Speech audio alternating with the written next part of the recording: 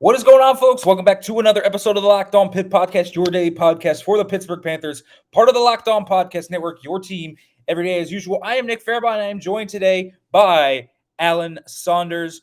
And folks, today we're going to talk obviously about the Combine. Me and Alan are here in Indianapolis. We'll talk about Kenny Pickett's hand size, his testing, how he looked throwing the ball. It's a Kenny Pickett day today, folks. It's all coming up on this episode of Locked On Pitt.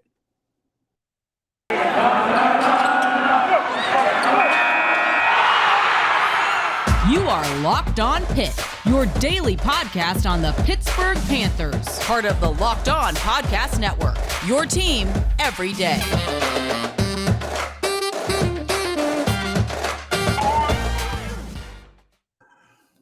What is going on, folks? Welcome back to the Locked On Pitt Podcast. And as always, thank you for making the Locked On Pitt Podcast your first listen every day. If you're watching this on YouTube, like, comment, subscribe. If you are listening to this, make sure to leave a 5-star review, give feedback, folks. And today, I introduce to you the great Alan Saunders, also known as one of my bosses. What's up, Alan? What's up? Yeah, and it's great to have Alan on. I had Alan on as one of the first episodes of Locked On Pitt. Haven't had him on since. It's been a while.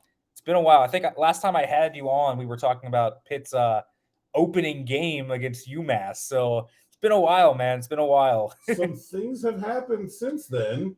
Most of them good, as long as we ignore the basketball team. Yeah, as long as we ignore the basketball team. Lots of good things I've talked about on here. Should be Pitt's new marketing slogan. Everything's great as long as we ignore the basketball team. Yeah, as long as we ignore the basketball teams, I guess, at this point, Alan. I thought Lance White and company had an okay season. They met my expectations anyway. Well, regardless, you still want your basketball team, whether it's women's or men's, to win more than 2 conference games. And yes, I agree that there's more optimism there than there was that I thought, but still, 2-win season in conference, it is what it is. But Kenny Pickett, Alan, I mean, that has been, if there's been one thing that has changed since we have talked, I don't think any of us expected going into the 2021 season covering Pitt, we were going to talk about Kenny Pickett as a potential top 10 draft pick, which is where he's very possibly going to go at this point. Kenny Pickett, let me get your thoughts just on his season, his rise to this point, and what you know about Kenny right now.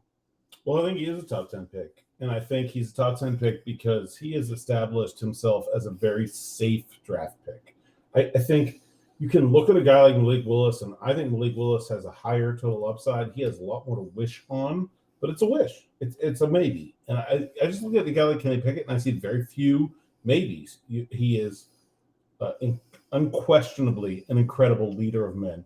He is unquestionably an extremely smart football player when it comes to being able to read an offense. He played in a pro-style offense at Pitt. He really commanded that offense, and that was really one of the biggest differences we saw in Kenny Pickett in 2021 was he demonstrated that command of the offense. He knew where people were supposed to be before they were there. He directed that offense. He just wasn't just a part of it like he was before. And so if you have a player that has heart, has character, has knowledge, and has most of the skills that you're going to want at the position, there's an extremely high floor there. And I think when you look at the NFL, everybody needs quarterbacks.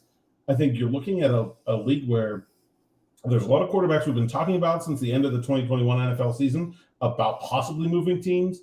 And I don't think very many of them are actually going to be moving. I think most of the teams that came into this offseason needing a quarterback are still going to need a quarterback when we draft in April. And they're going to look at a guy like Kenny Pickett and say, we're pretty sure he's pretty good. Is he great? Is he a franchise quarterback? Is he Joe Burrow? Is he Justin Herbert? I don't know. I think maybe probably not. But I think he's pretty good. I think he's probably in that next group below those guys, the Kirk Cousins and the Derek Carrs and those guys you can win with. They may not be the sole reason you're winning. You probably have to put a good team around them. But you can win with those guys. And I think if you're a coach or you're a general manager and you look at the available options and you say, okay, I can take a chance on a really good player or I can take a pretty much sure thing. Yeah, I'm going to take Kenny Pickett. And I think that is what he's established in this last year is that he's had talent in the past. I remember arguing 3-4 years ago with Penn State fans and UCF fans on Twitter that, yeah, look, this guy's every bit as good as a Trace McSorley or as a Dylan Gabriel or, every other hotshot quarterback that came through. His talent has always been there. What he's established is that he's safe. And in a risky world, people love that. And I think that's what makes him, that's the difference between him and every other quarterback in this class. Especially the difference, I think, when you're talking about the top quarterbacks between him and Malik Willis, which is Malik Willis is the wild card and essentially the guy that you are taking the big swing at, obviously the biggest, highest upside. Kenny doesn't have, I think, the higher ceiling, but you and me have talked about this all week. I have given a defined ceiling what I think Kenny Pickett can be. If in his best traits and he improves his pocket presence a little bit, I think that Kenny Pickett can be a very similar quarterback to Dak Prescott. I've talked about that. I think that that's very true. And I think that's the type of quarterback we're talking about here with Kenny. If he gets everything under control, if he learns to be a little bit more comfortable in that pocket. I know he's tough, but sometimes he gets out of that back door area a little bit too early, and we saw that a little bit this year, create a little bit of pressure for himself. That's always been one of his issues. I think he got better at it this year, but still it's an issue, and he'll have to improve that. And I think that that's what Kenny has to work on moving forward. But I think, obviously, the one thing we have to talk about, and I've talked about it 20 million times, I feel like, on here, dating back even to when Pitt was playing in the season, when it became a clear issue and people were starting to trickle out about it, the hand size things. Well, folks, the mystery is no more. Hold them up here. They look real big. Yeah. Both of our hand sizes are bigger than Kenny Pickett. And that's the truth. But also, Kenny Pickett was reported at 8 1/4. He was obviously doing hand exercises, as I talked about yesterday. He is now up to 8.5 inch hands, and that's the official measurement for Kenny Pickett. Alan, your reaction to it and overall what you think about that? I think a quarter inch actually kind of matters because it puts Kenny in a group with some other people that have done it at the NFL level, right? Kyle Allen had 8.5 inch hands. Mike Vick had 8.5 inch hands. There's been quarterbacks that have done it at that level. You don't have to take someone and say, no one's ever had no general manager has to say to his owner, yeah, we're going to draft a guy who's has smaller hands than every quarterback that's ever had success in the NFL. They can defend the pick, right? They can say, like, look, Mike Vick was great. Who the hell wouldn't want Mike Vick? Except for the off the field stuff. But on the field, Mike Vick's been one of the most dynamic quarterbacks the last 20 years in the NFL. Great. Sign me up for him. I don't think Kenny Pickett's going to be Mike Vick. But I don't think anybody ever had a problem with Mike Vick fumbling the football or Mike Vick being able to throw the ball hard enough or accurately enough. Like there were no problems with the way Mike Vick held the football. Even Kyle Allen, who was certainly not the same kind of player. It's not like, the reason Kyle Allen didn't become a successful NFL quarterback is because he was just fumbling it all over the place like they greased it. Like, that wasn't the case. If you had not told me, or if I had not read that Kyle Allen was the quarterback in the NFL right now that had the smallest hands, would I have picked him? No, never in a million years. I'd have never known. No one would ever know. It's not a thing. The thing is that, the reason that we measure hands, and I explained this on Twitter today, the reason that we measure hands is because you are projecting an ability that has been demonstrated with one ball to a different ball. And what you're saying when you say you have a quarterback with small hands is not that he can't do it with the bigger ball. It's that it's less certain, right? You're sure a quarterback with 10-inch hands, 9.5 inch hands is going to be able to do everything that they did with that smaller ball with the bigger ball. You don't have to worry about Desmond Ridder, 10-inch hands. Sure, everything he did in college, we think he's going to be able to do in the pros.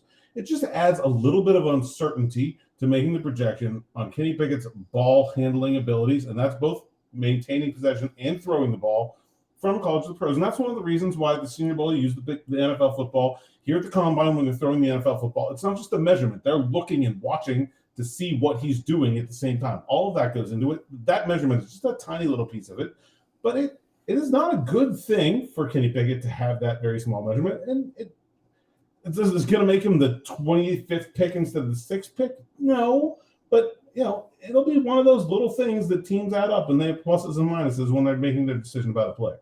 I have some thoughts on that. Let me let you know, though, first about Run Your Pool, because March Madness is only a few weeks away, and that means you need to start thinking about now when you're running your brackets this year. Are you going for the usual, or are you going for the best? We've done our homework here, and we're running brackets with RunYourPool.com. Along with standard brackets, Run Your Pool offers game types like Survivor or Pick-X. They have options to still score, and they offer more intel to make your picks, all the stuff you won't find at ESPN or CBS. If you got a business, Run Your Pool can help you take some of that madness magic and play alongside your employees or even gain customers. Plus, they offer white glove customer support, custom branding, and one of the easiest 3-minute setups you will ever find. Clearly, we believe Run Your Pool because, like I said, we're running our brackets there ourselves. There's no truer test than that. So if you want to play against us for a shot at a cash prize, join us at runyourpool.com/lockedon. And while you're there, create your own goal and pool for your friends and family. Enter Pure Madness at checkout for $10 off your custom pool. All the rules and details will be available there. That's runyourpool.com/lockedon for your chance to win a cash prize. We look forward to seeing and beating you there. Folks, I know this is a time of year when you can get a little bit lax on your New Year's resolutions, but not this year, telling you you can stick to those with the help of Built Bar. Have you ever tried the Puffs? If you haven't, you are now missing out on one of Built Bar's best tasting bars. Puffs are the first ever protein-infused marshmallow. They're fluffy, they're marshmallowy, they're not just a protein bar, they're a treat. They're covered in 100% real chocolate. Folks, all the Built Bars, though, are covered in 100% real chocolate, including the Puffs, 100% real chocolate. But here's the thing. You can replace your candy bars with those bars because you get all the benefits of a protein bar. Low in calories, low in sugar, low in net carbs, high in protein. Everything you want in a protein bar is here with Built Bar. So here's the offer. Go to Built.com, use the promo code LOCKED15 and get 15% off your offer. Use the code LOCKED15 for 15% off at Built.com. All right, folks, welcome back here to the Locked On Pitt podcast. We're continuing to talk about Kenny Pickett's hand size. And certainly Alan gave, I think, a lot of good points to the Kenny Pickett discussion. And I kind of want to add on to that. You talking about Kenny Pickett and the plus and minuses as you're adding things up. This is going to be a distinction that they're going to use when coming down to, say, general manager versus head coach. If you are going with someone like Kenny Pickett over Malik Willis, for example, Malik Willis has all the physical traits. Now, obviously, there are things not in the favor of Malik Willis. There's the accuracy issues. There's obviously playing in structure. Malik Willis is a very raw football player. You're also not going to be able to play Malik Willis in 2022. He's raw. You're going to be able to play Kenny Pickett right away. Kenny Pickett is easily the most pro-ready quarterback. He can play right away. He can play right now. And then that's something that I think Kenny Pickett might have a one-up on everybody in this class. I'm not sure if there's anyone else that's going to be able to play day one. Maybe, and I mean maybe Sam Howell, but even him, he looks like a developmental piece. And here's the thing. So when you're looking at measurements like that, there are going to be some general managers, and I said like this yesterday, there are going to be some general managers that are out on Kenny Pickett because they have strict threshold sizes. It's whatever. You know, they're going to have to say you have to have at least 9-inch hands in order for you to be our quarterback. So some are going to be out on Pickett. But those aren't going to be the teams that are going to be discussing him anyways. They knew he was going to have small hands. They probably known for a year or two now. Kenny Pickett was never a serious discussion in their room or in their circle.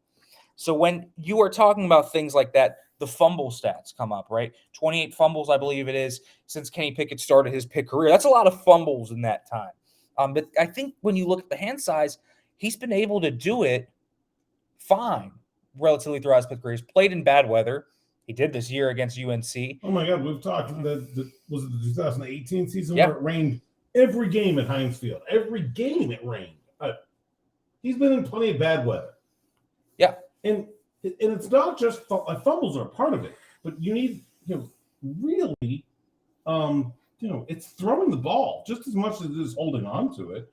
And Kenny's been good at that. You saw the terrible weather game against UNC this year that everybody keeps bringing up. But he looked every bit as good in that game as Sam Howell did, and Sam Howell has 3/4 of an inch longer hands, wider. Sorry, does it matter? I don't know. I don't think there's going to be too many teams that we're considering Kenny Pickett that are going to see 8.5 and say, no, we're out. I'm with you on that. Yeah, I can't see it happening. I think that this is also, I'm not going to say it's insignificant. I think it is significant to a degree. I think it does matter. I don't think it's, complete trash. I think people will throw it out there. It's not like it's made up. Yeah, it's not made up, but I've also seen this go around, and I'll say this. I think if Kenny Pickett is not a successful NFL quarterback, it will not be because of his hands. That's 100% correct. And I truly believe that. That is my take on it. I think if you look at why Kenny Pickett will not be successful, it'll be because he starts to see ghosts. He starts to get paranoid in the pocket. So his mental process goes away, and he makes more mistakes than you ever thought he would. And that's exactly what's going to happen with Kenny if he gets into the worst case scenario, which is essentially a place that doesn't have a great O-line, that doesn't have anything around him, and he's going to have to be the guy to bear the brunt right away. That's like nightmare scenario for Kenny.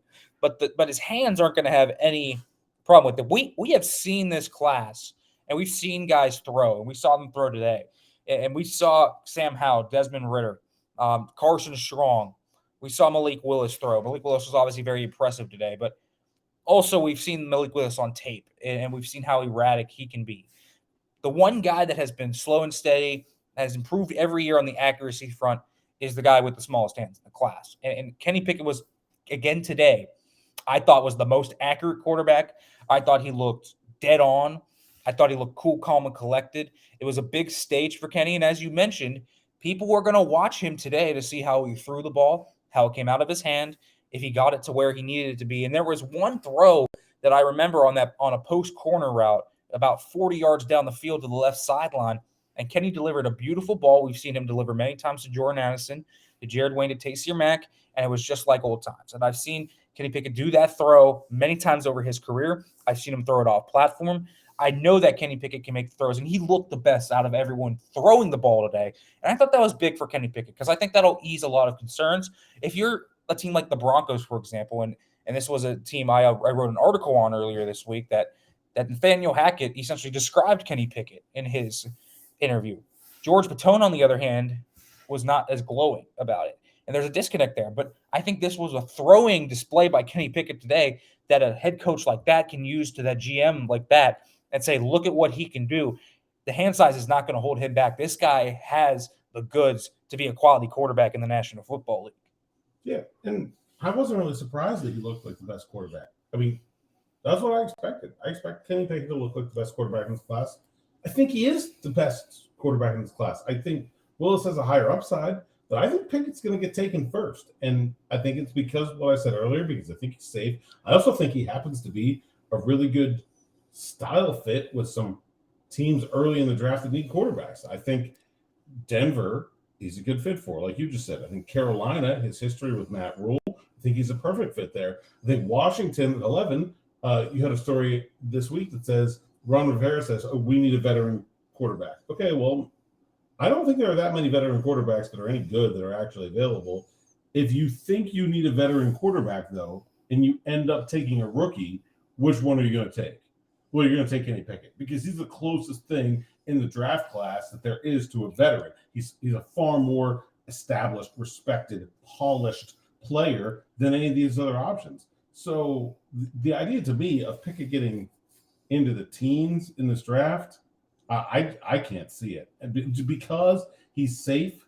He's established himself as that, and teams want that. They want that presence that he has about them. And Matt Corral wasn't at the Senior Bowl. I said at the time I didn't think it hurt him because I didn't think any of the quarterbacks really looked that great at the Senior Bowl. But I do think that teams are getting to know Kenny Pickett a little bit. He's been around a lot now. They have a lot of exposure with him. And he's a likable prospect. He's fiery, he's competitive, he's smart, he's intelligent, he's funny. Like, he's what you want to see and hear when you go into an interview. And I think he's doing really well for himself. I agree. And we'll talk about his testing that we haven't talked about yet. He had a pretty good testing day too. But first, let me let you know about Bet Online, because football might be over for the season, but basketball is in full steam for both pro and college hoops. From all the latest odds, totals, play performance props to where the next fired coach is going to land, BetOnline.net is the number one spot for all your sports betting needs. BetOnline remains the best spot for all your sports scores, podcasts, and news this season. Folks, it's not just basketball, because BetOnline.net is your source for hockey, boxing, and UFC. Head to the website today and use your mobile device to learn more about the trends and the action. BetOnline, where the game starts. All right, folks, quick break. We're back here talking Kenny Pickett today. Combine episode, obviously, me and Alan are here covering this. And otherwise, this was really a quiet day in Pittland. So Kenny Pickett is the focal point, and obviously a national focal point as well. But we got his testing today in prime time, and obviously didn't come until later, but Pickett did a pretty good job for himself. I mean, aside from what you saw with the hand measurements, I thought his physical measurements other than that were extremely good. 6'3". This was a guy that I don't think I expected him to come in lower. than 6'3", but this is a short class. Like, just looking at Corral, how those guys are closer to 6 foot. Kenny Pickett is one of the bigger quarterbacks in this class, 217, pretty much the weight he's been the whole time. But also 4.73 40 official, not bad for Kenny Pickett, a 33.5 vertical jump, and a 121 broad jump, which is about 10-1, I think. So that's 10 feet 1 inches for Kenny Pickett. A little bit of explosiveness there. Obviously, did not test like a Desmond Ridder did. Ridder tested off the charts. But when you look at the athletic charts for the rest of the guys that did test and did everything, Kenny Pickett was easily the second most athletic quarterback here. Kenny Pickett looked pretty good, and I think it's a good time for him overall. Yeah, I don't have a problem with the time. I don't think the 40 really matters because, like, when's Kenny Pickett running 40 yards? Like, I mean, we saw it at Wake Forest, I guess. That's not going to happen more than once or twice a season. And really, for Pickett, I mean, his speed is not – when you're a quarterback like Kenny Pickett, where, like, the majority of the time, you're going to be running is not going to be design runs, but scrambles, okay? Your speed doesn't come from your legs. Your speed comes from your mind. When do you feel the rush? When do you make the correct decision to run? And then do you go for it without restraint? Like, we've seen Pickett be good at 2 of those 3 things pretty regularly, especially the second 2, where, like, when he decides to run, he goes for it and he gets where he wants to go. He makes the first down. Remember that Clemson game earlier this year where he was scrambling at the end? You don't have to be fast if you're good at those things. You just have to have usable athleticism. And that's really what he displayed here. 4'7", 10-foot broad, 33 vertical is actually pretty good. I don't know when a quarterback's ever going to make a vertical jump, but he showed enough athleticism that if you trust his instincts and say he knows when to run and he's going to go for it, then he'll be able to take advantage of defenses. We've seen Daniel Jones take advantage of defenses in the NFL from time to time because he has a really good internal decision-making process of, okay, where's the defense? Where's my line? Where are my blockers downfield? Where's the hole? Can I go? Okay, here we go. Boom. I think I don't know what Daniel Jones' 40 time was off the top of my head, but I feel like Pickett pretty comfortably put himself in that kind of conversation where he's not going to be your Lamar Jackson. It's not going to be your Patrick Mahomes or your Kyler Murray where he's an athlete making people miss downfield. But if he can get his mental processes in the pocket and leaving the pocket correct, he's going to be a usable asset with his legs. Jones, by the way, ran a 4.81, so Kenny is a tenth of a second better, essentially, than Daniel Jones, and significantly so. 4.73 for Kenny is about the time you would expect. I think the unofficial out on a 4.67, so a little bit down from that. 4.67 would have been an amazing time for Pickett. But I think you're right. I think that's the only thing in this league. I think, some teams will look for the Lamars, and they'll get that in Malik Willis, or clearly, as he's shown today, Desmond Ridder can run the football. He didn't do it much at Cincinnati, but he ran very well for a quarterback. I mean, I know the unofficial was officially 4.49, which is unbelievable. One of the fastest we've ever seen at the combine. And that turned out to be very close. 4.52 for Desmond Ridder is really good. But here's the thing. Kenny can do maybe every now and then a design quarterback run. We saw him at the Clemson game also do a quarterback power that caught everybody off guard. But the big thing about Kenny, and it's one of his strengths, and it's always been one of his strengths, is his ability to create off script. And that's been the big thing. He's been able to create off script. Not only does he create off script, because some guys will just run around and do nothing. He's able to keep his eyes downfield, decide when to run, decide when to throw it away, but more importantly, the ability to throw off platform. He can throw off many different platforms, and this is also something for a guy with his arm strength. It's average. It's not great. He doesn't have great arm strength, but when you look at what he actually does off platform, he's great off platform. He's very accurate doing it, and he can do it from a variety of different arm angles, which is really weird for a guy at his arm strength. There's really not a comparable guy that throws like him with the arm angles that he does. Patrick Mahomes does that. Justin Herbert does that. Lamar does that a ton. You'll see guys like that throw with different arm angles. You'll see the new age guys like that. Kenny Pickett is kind of a usable athletic guy, but he can throw off platform. He can do many different things off balance. he's really unique in that way. I think that's part of what makes him so pro-ready is because even when you don't create things in structure, he can bail you out of that. Yeah, I think when people think of a safe player, they think boring, right? But that's not really a synonym here. Pickett can be an exciting player, which means doing stuff out of script, out of platform, scramble drill. I think, maybe not to the same extent, but like early career Ben Roethlisberger, right? Where he was a backyard quarterback. Kenny Pickett has shown that backyard quarterback ability where he can go make stuff up on the fly, pointing at receivers downfield, deciding when to run and when to throw, moving to his left, which is something that a lot of quarterbacks are really, really uncomfortable with.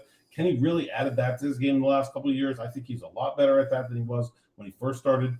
I think the athleticism is a bonus for him because he has the in the pocket traits that people can feel like they can rely on. And then you add that on top of it. I think it was a low pressure day for him today because he wasn't going to screw up his draft stock no matter what he ran. But I think he did very well for himself. Yeah, I think he did well for himself too. I don't think he dropped. I don't think he's raising past anybody either here. I don't think that draft stock's going up because I think the ceiling for Kenny Pickett here, what we're talking about is number 6 overall to the Carolina Panthers. And you've talked about that. Matt Rule, that connection. Again, another article I wrote this week essentially connects them very well. And we were down in Mobile, and you and I talked to enough people around there and in here as well to understand that's a very badly kept secret of how much Matt Rule wants to get Kenny Pickett in the blue and teal. So not a bad fit for him at all. I mean, there are a ton of good fits for him. I don't know if I love that fit completely for him. They don't really have much around him. They have good receivers, but the O-line kind of sucks. And I think Kenny Pickett ideally would go to a place that has a solid O-line. But I think when you look at Kenny and what he did today for himself, again, I think he was the most polished thrower of the football. He wasn't the most exciting thrower of the football, but he was steady solid. Obviously, the most exciting thrower of the football was undoubtedly Malik Willis. The tools were all there, but I think he tested well. I think he showcased rebuttals to the hand size argument by throwing as well as he did today. And I'm not just talking about the quick stuff. He obviously got the quick stuff out on time and in rhythm, but it was the deep ball today. His deep ball looked beautiful today, and that was something that he really worked on this offseason. And I thought really improved. And I think that's what's going to make him as a draft prospect at least open up a little bit because he has the ability. It's in a too-high league now, of course, and I think Pickett's really going to thrive in a too-high league, but I think he also has that ability to go over the top and get you those explosive plays. Again, average arm strength, but he can really rip it 50 yards downfield and get it there in stride. Yeah, and I think, that's what it's all about. That's what people are looking for at the end of the day. And, I don't think there's a lot of competition for that in this class. I mean, there's a lot of maybe Ritter, but there's a lot of unfinished products. There aren't a lot of guys that have been there and done that, where you're looking at the tools that they showed on the field today, and then you look at the tape, and it's the same guy, and it's not just the same guy in the highlight reel, but it's the same guy when he's at his best and when he's at his worst. I think that's what it's all about. I absolutely do as well. All right, Alan, tell them where they can find your stuff, where you can read your stuff, all that good shebang, Doug. Well, I'm right here at @Saunders_PGH. Follow me on Twitter where I'm hilarious. And then also I write about football at Steelers Now and at Pittsburgh Sports Now and all kinds of other stuff there as well and help run the whole site. And me and Nick have been out here at the Combine since the very beginning. We're going to be here till the very end. We are filling Steelers Now with content about the Steelers picks, about the local guys, about the NFL at large, and what's going to happen at the draft ahead of the Steelers. And so it's really great stuff. You got to check it out. Yeah, and also Pittsburgh Sports Now will have specific Pitt nuggets that I've gathered about Coach Underwood, Coach Signetti. Yeah. We'll have guys as well, certainly later in the week as well. We'll have Damari Mathis and Cal Adamitis when they talk, and so we'll get all those Pitt guys going, and it won't stop. So continue to watch that and make sure to go follow Alan. Folks, as always, thanks you for listening to the Locked On Pitt podcast. And as I end it, always here, hail to Pitt.